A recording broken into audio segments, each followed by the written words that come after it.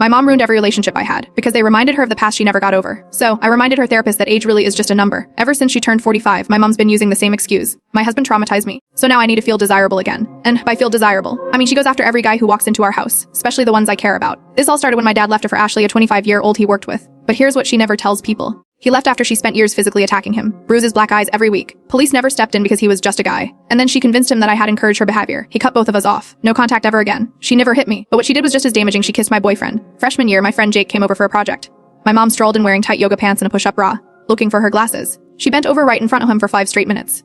A week later, I caught them kissing in the kitchen. He was 15. She told me I was overreacting, said he reminded her of her glory days. Then came Connor, my date for homecoming sophomore year. She volunteered last minute to help out and spent the whole night pulling him aside. 2 weeks later, my best friend saw his car in our driveway while I was at practice. I came home and found his Letterman jacket in her bedroom. She told him that older women understand men better. We'd been dating for 3 months. I tried going to the police. I wrote screenshots, messages from her, photos my ex had sent laughed. If I was that age, I'd 1 or 2. They did nothing. By junior year, I learned to lie. I told mom I wasn't seeing anyone. In reality, I'd been dating Marcus for 6 months. Different schools, no photos, no mutual friends, on lean. I told him my mom was going through something and we needed to keep our distance. It worked until she found a prom corsage receipt in my car. She acted excited, let me do your makeup. On prom night, she insisted on taking pictures. Just a few with mom, she said. 45 minutes later, she was adjusting Marcus' body, touching his chest, telling him how fit he looked. As we tried to leave, she burst into tears. Never even had a prom, she sobbed.